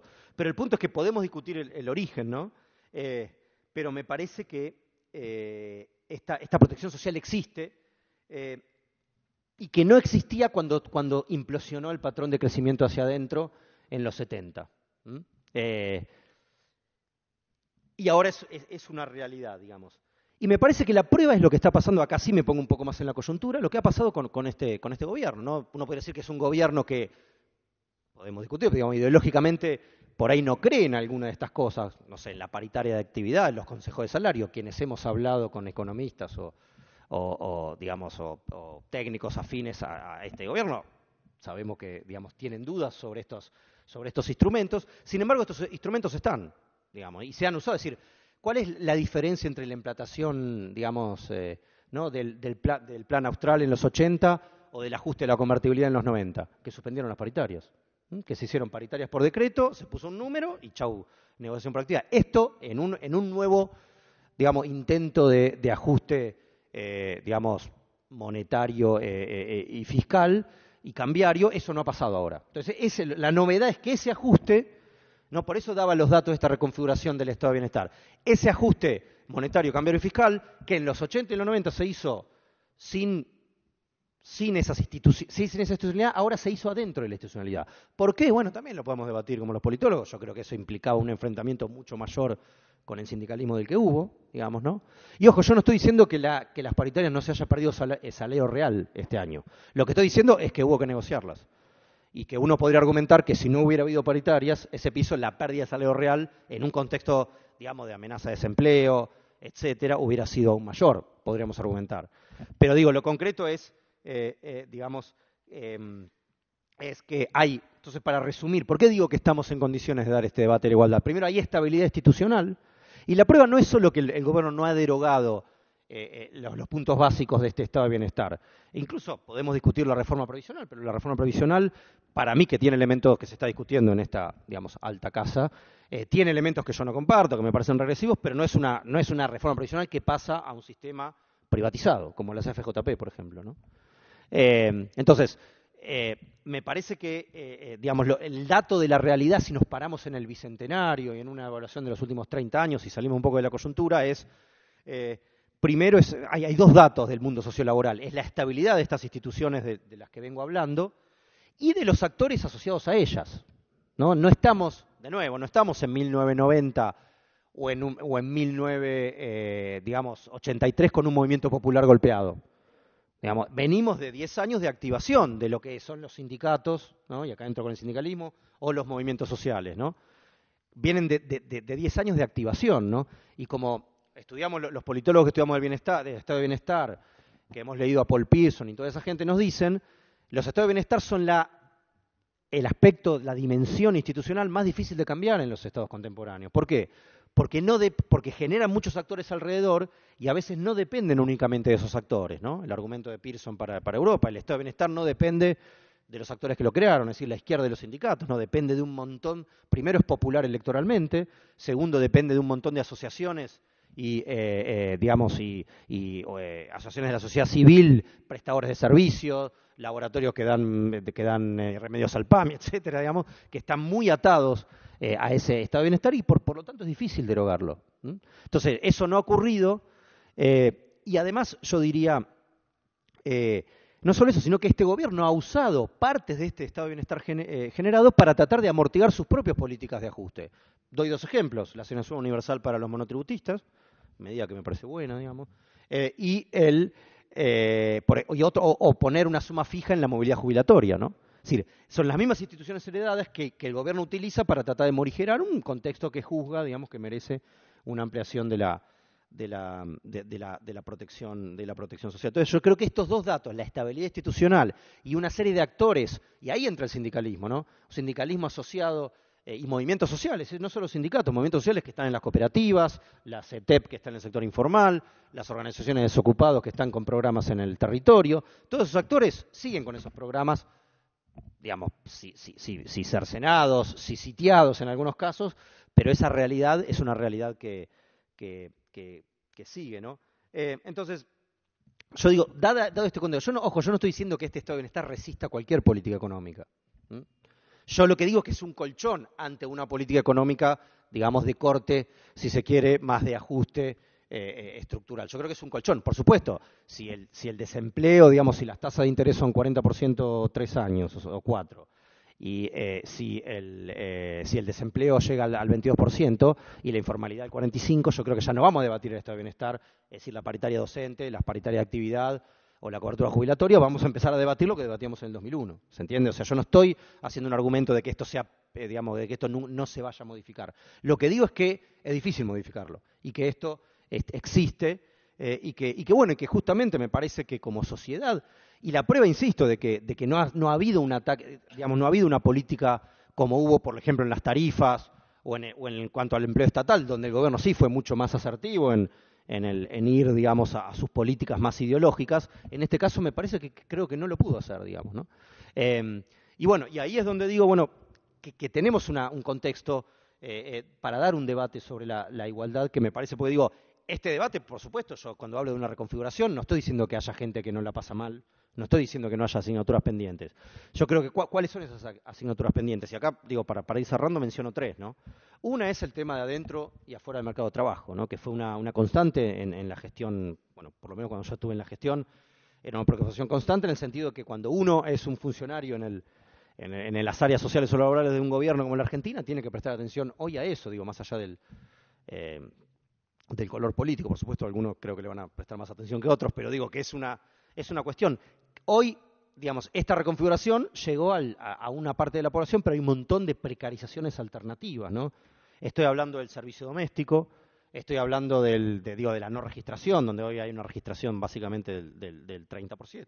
Estoy hablando por supuesto, del trabajo no registrado pleno, del trabajo rural que sigue con mucha informalidad, de las terciarizaciones que muchas veces incluyen, ¿no? Sacar a los trabajadores de los convenios colectivos, es decir, contrato a Pepito de SRL y saco a los trabajadores del convenio porque la empresa juzga que tiene una relación puramente comercial. En fin, todas estas cuestiones de quiénes están adentro y están afuera del trabajo que implican un debate de la igualdad, donde el sindicalismo tiene un rol muy importante, pero no solo muy importante para avanzar la agenda, sino porque le genera dilemas hacia adentro. Hay un dilema al interior de los sectores populares, como en todo estado de bienestar segmentado, está tensionado, ¿no? Cuando uno ve los estados de bienestar en el mundo, si ve que el modelo socialdemócrata sueco o el modelo restrictivo norteamericano o peruano, qué sé yo, ahí no hay dilema. ¿Por qué? En un caso no hay y en otro caso hay para todos y es competitivo, para decirlo rápido, ¿no? ¿Cuál es el problema de Argentina? Bueno, el problema de Argentina es que tiene mucha segmentación al propio interior de sus sectores populares, ¿no? Y a veces con problemas de intereses entre los mismos, ¿no? Digo, para decirlo rápido, cuando las trabajadoras domésticas les tenemos que dar obras sociales de los sindicatos. Vamos a ir al punto, digo, a veces es complicado que una trabajadora doméstica vaya y la atiendan y le den OSECAC, digamos, ¿no? Tiene que hacer unos cuantos trámites, digamos, y a su vez OSECAC también, digo, acá no hay buenos y malos. También el sindicalismo tiene un punto cuando dice, bueno, vos querés que yo atienda a la trabajadora doméstica que aporta 200 pesos por mes y tiene derecho al PMO que le cubre cualquier enfermedad de acá al resto de los años, ¿no? Digo, eso es un dilema, yo no estoy diciendo que haya buenos y malos, no, cuando hablamos de registrar trabajadores con salarios que pueden quedar abajo del convenio, ¿y qué le pedimos al empleador? ¿Dónde? ¿Porque lo registro? Que lo registre, digamos, con todos los... Por supuesto, le pedimos que lo registre con todos los derechos de convenio, y ahora el empleador te dice, si yo soy un panchero, digamos, en retiro, no puedo, digamos, ¿no? Entonces, ahí hay otro dilema que es importante, digamos, ¿no? El tema, digamos, de los de adentro y afuera en el mercado de trabajo, o incluso los debates que hemos tenido incluso en el Ministerio de Trabajo con, digamos, compañeros de los movimientos populares, ¿no? Digamos, ¿qué hacemos, por ejemplo, con el sector de indumentaria? ¿Obligamos a las empresas a registrarlos o aceptamos que las empresas de indumentaria contraten cooperativas donde pagan el 50% de los aportes y contribuciones patronales? ¿Se entiende lo que digo? ¿Qué es lo progresivo para hacer?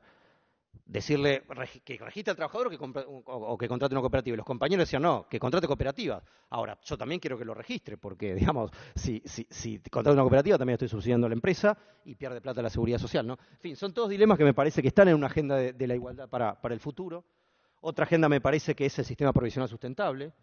Como yo decía, digamos, yo no estoy de acuerdo con digamos, el 95%, digamos, como buena parte del proyecto está en discusión, pero me parece que es un debate que hay que dar. Esta idea, digamos, que existan jubilados de primera y de segunda no me parece bien en el sentido, digamos, de bajar el ingreso mínimo, pero por otro lado es cierto que las moratorias constantes, digamos, donde no hay jubilados de primera y de segunda, porque todos entran con los mismos derechos, más allá de que paguen su jubilación a futuro, digamos, las moratorias constantes pueden deslegitimar un sistema contributivo, digamos, ¿no? Como había sucedido hasta ahora. Entonces, yo creo que también ese es un dilema. Y además es un dilema de nuevo político y hasta moral, ¿no? ¿Qué hacemos con el que no contribuyó en un mercado de trabajo segmentado? ¿Le damos la misma jubilación que el que contribuyó? Pero por ahí el que no contribuyó porque trabajó 10 años registrado, pero trabajó 20 no registrado, ¿no? O le damos jubilación a una ama de casa de Barrio Norte, como le dimos hasta ahora, no sé, digamos, es decir, sin aportes, y tiene derecho a la ama de casa porque trabajó. Ahora es de un sector social, digamos, más privilegiado, en fin.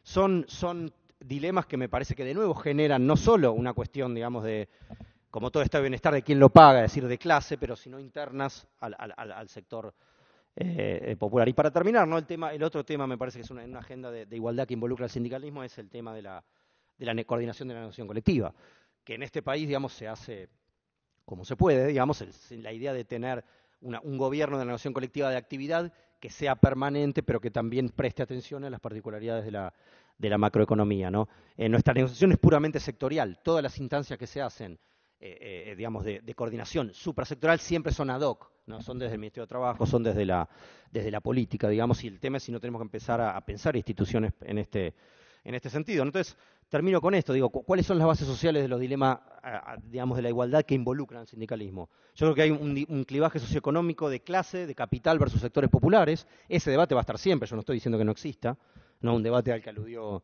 digamos, Arturo, ¿no? Ese es el debate primigenio. ¿Cuáles son los países que tienen más estado de bienestar? Bueno, los que tienen partidos de clases fuertes o que representan a los sectores populares fuertes, ¿no? Eso se ve en estado de bienestar 101, digamos.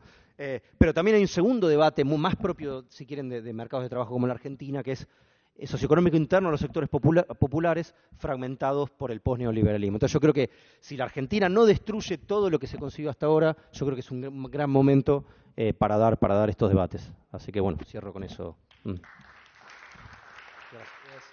estaba tentado escuchando desde que llegué las exposiciones brillantes de nuestros maestros, la historia, el repaso de la historia del sindicalismo argentino contado por sus protagonistas, un verdadero privilegio. Tenemos con Santiago Senén González, con quien escribimos varios libros de historia del sindicalismo y seguimos haciéndolo. Arturo Fernández, maestro también y profesor hace 40 años más o menos que venimos desde la Universidad de El Salvador, 30 años, largos 30 años, caminando y aprendiendo con él. Agradecimiento también a la Universidad de Buenos Aires, la Facultad de Ciencias Sociales, al Senado, a la Revista Argentina de Ciencia Política, a su director Julio Pinto, Gabriela también, que está acá moderando la mesa.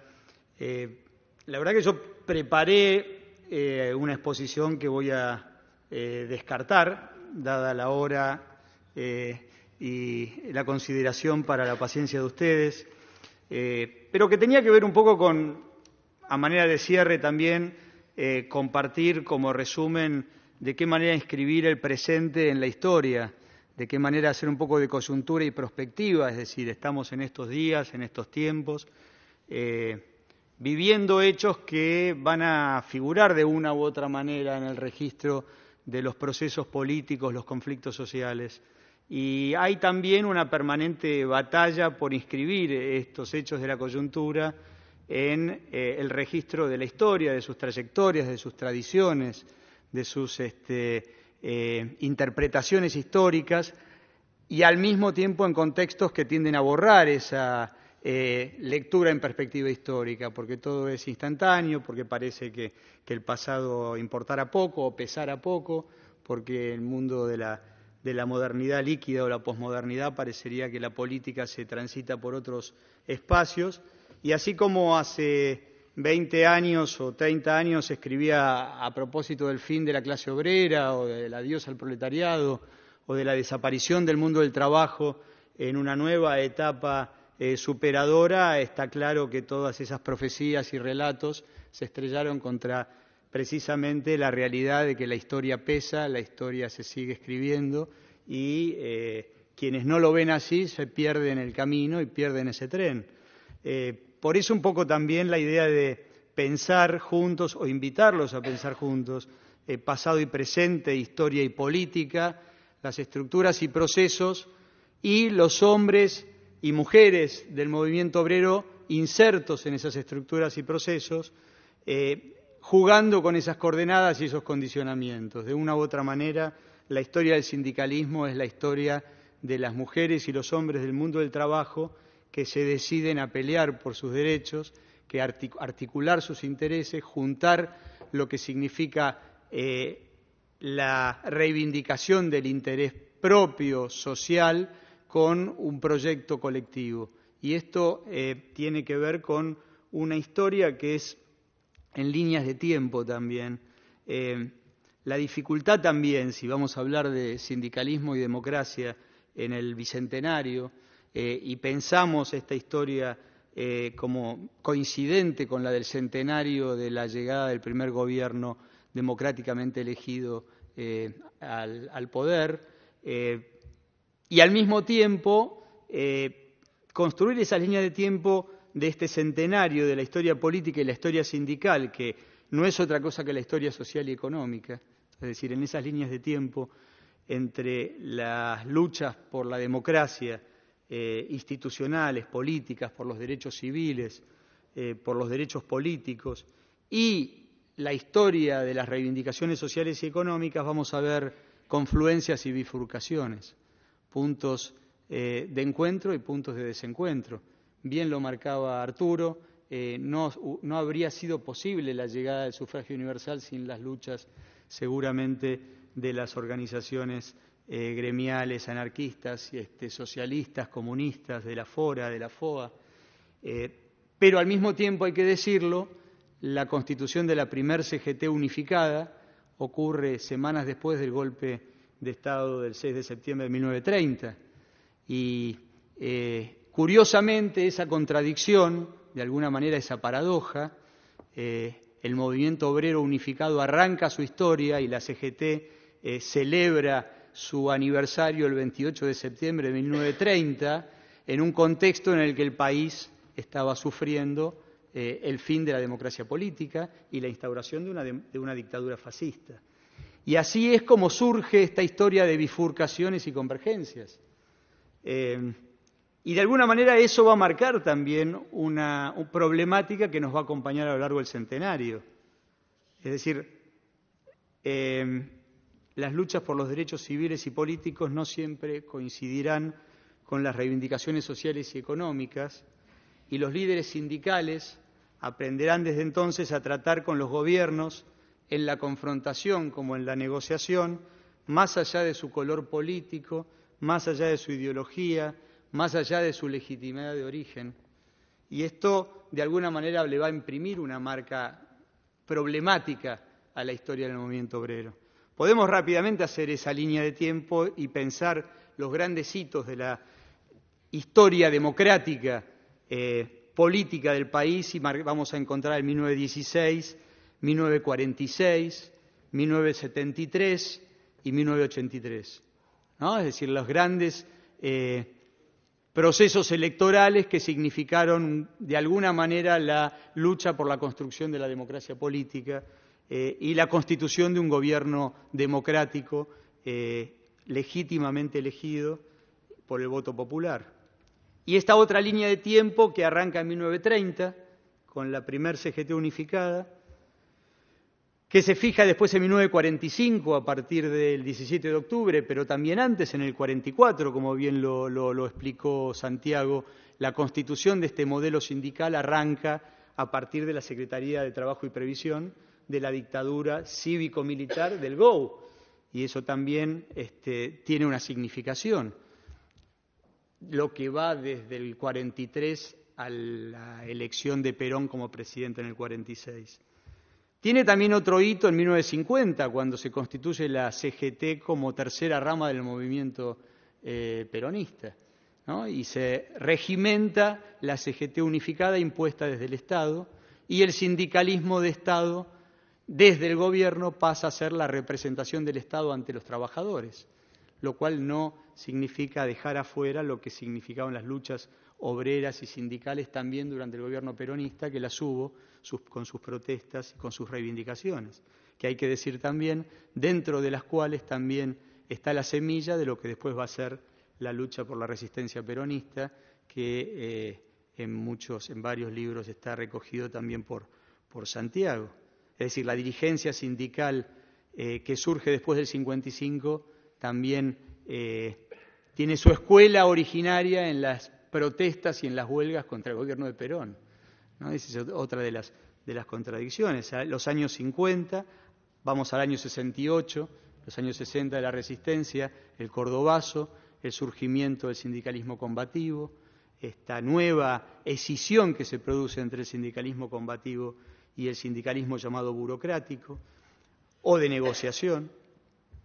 Y vamos a ir al 76, y ahí también la discusión sobre si el 76 o el 90 marcan el punto de arranque de la instauración de un nuevo modelo socioeconómico, el neoliberalismo. Coincido más bien con la apreciación de Arturo, y le agrego que por eso mismo para mí es importante marcar como idea, como una de las ideas que tienen que ver con el presente, que en el 83 se marca un gran parteaguas en ese sentido, en esta bifurcación que arranca en los 30 con la primer CGT unificada y la instauración de una dictadura militar antidemocrática.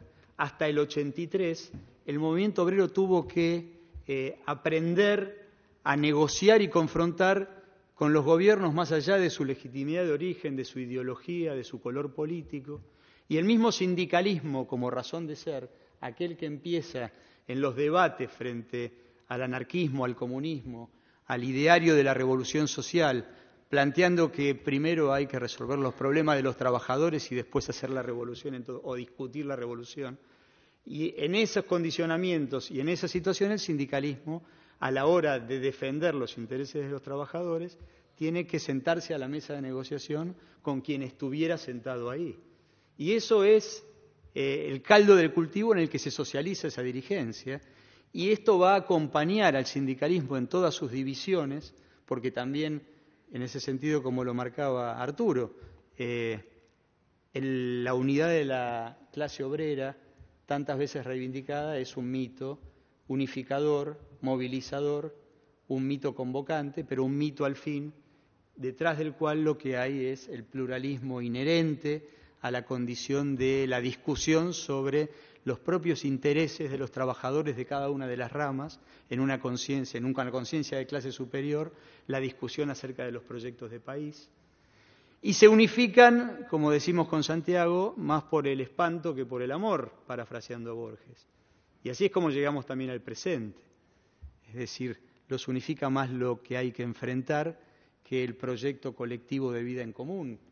Y en este sentido, me parece también importante, y en general se soslaya, marcar que el sindicalismo y la democracia en el año 83 empiezan un nuevo camino de convergencia.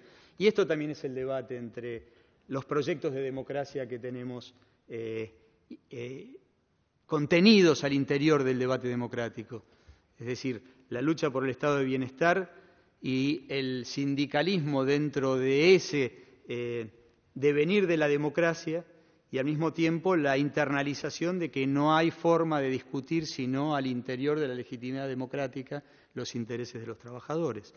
Así es como llegamos a hoy y al lunes 22, o sea, todos sabemos, dentro de pocos días, en el Estadio de Obras Sanitarias se van a reunir.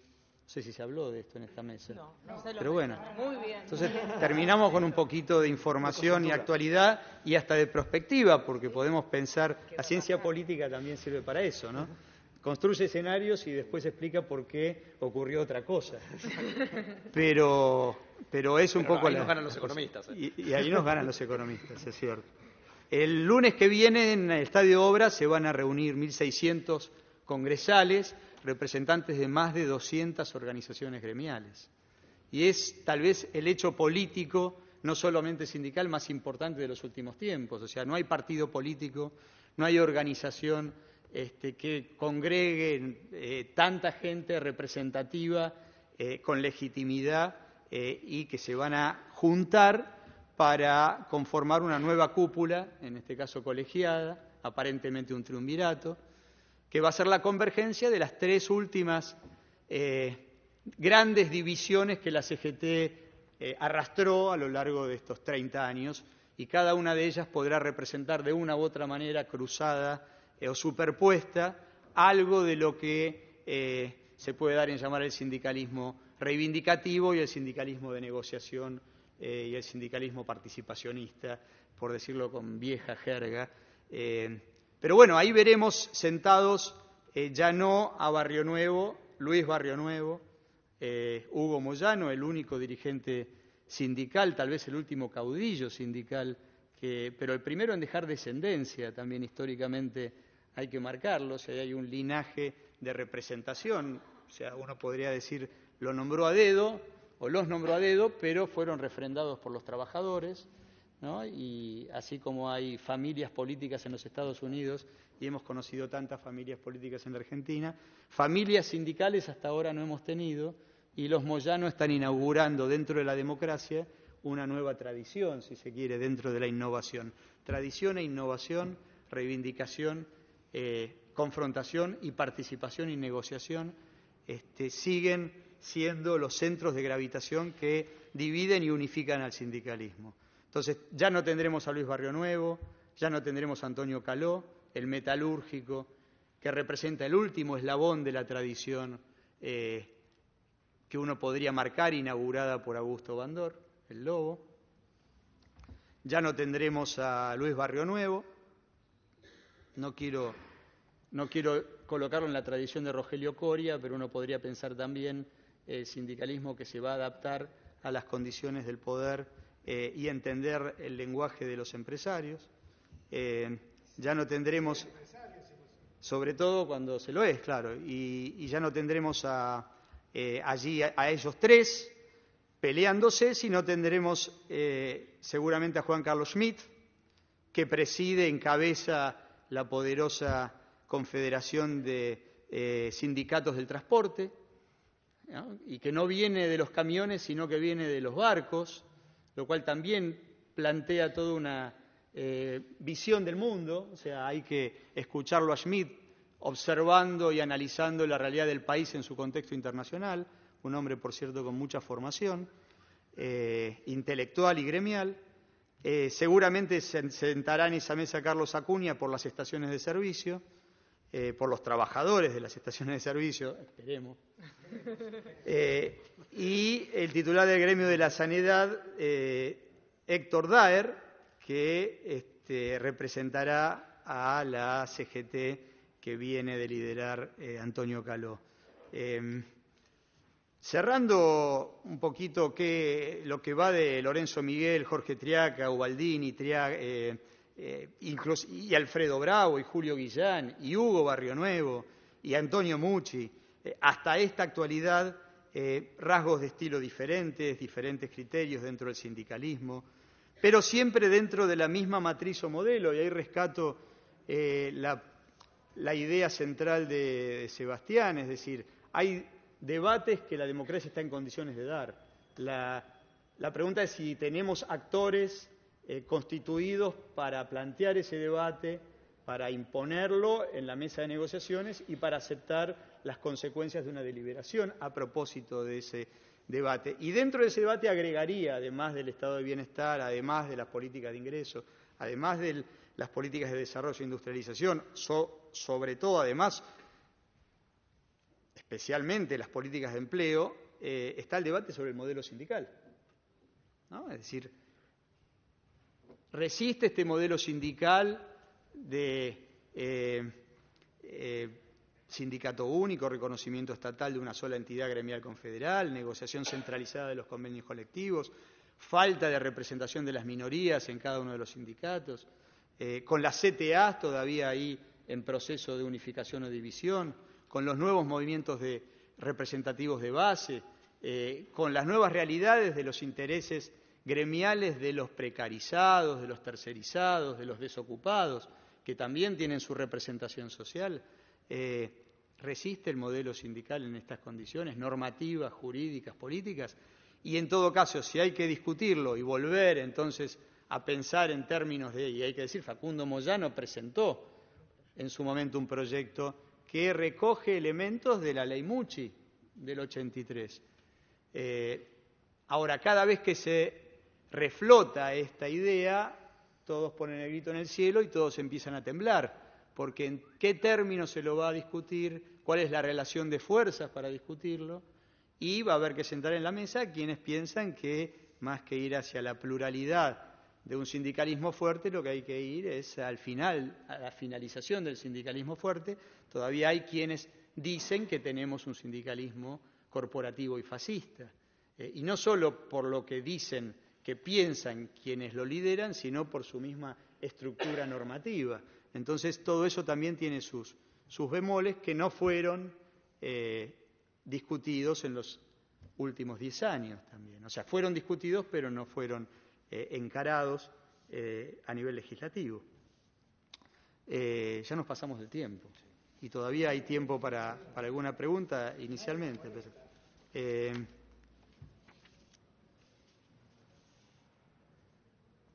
Golpear y negociar, digo lo mismo, la reivindicación de la CGT de los argentinos hoy, yo diría también la tentación de construir un sindicalismo que adopte la variable del combate por la lucha por los trabajadores, tiene que tener en cuenta también contra qué se enfrenta, y en este caso también hay que pensar que hay una decantación en democracia de aquellas viejas tradiciones, y retrospectivamente, pensando en lo que va a ocurrir la semana que viene, y estos esfuerzos por trazar linajes y tradiciones, se me ocurre que uno podría, apelando a la historia contrafáctica, pensar que la CGT de los argentinos y la CGT Azopardo del finales de los años 60, de haber existido condiciones democráticas y de no haber tenido al mayor movimiento político en el exilio y al expresidente a 10.000 kilómetros de distancia, de no haber ocurrido todas esas cosas, no hubiera habido razones para que esas dos CGT no estuvieran reunidas en un mismo Congreso. Y entonces también pensar la democracia no desde sus desmedros, sino desde su capitalización. Se construye institucionalidad, se construye espacio de construcción política, y acaso esas dos tradiciones que en los años 60 se enfrentaron con violencia, se enfrentaron además llevando condiciones propiciatorias para que se desatara una masacre, porque también las matanzas de líderes sindicales y trabajadores empezó mucho antes del año 76 y no se interrumpió en el año 73, sino al contrario. Retomando eso y comparándolo con la actualidad, podemos decir hemos avanzado cuantitativa y cualitativamente. Y entonces, ¿por qué no pensar?